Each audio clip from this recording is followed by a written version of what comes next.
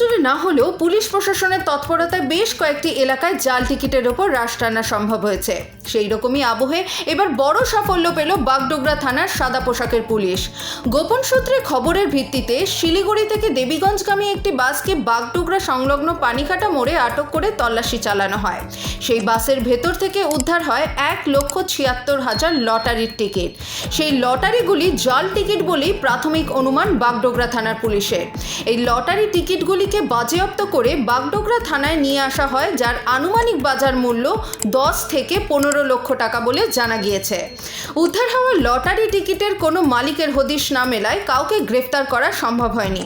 পুরো ঘটনাটি খতিয়ে দেখছে বাগডোগরা থানার পুলিশ।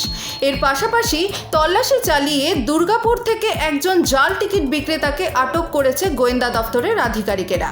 ব্যুরো রিপোর্ট, লটারি সংবাদ।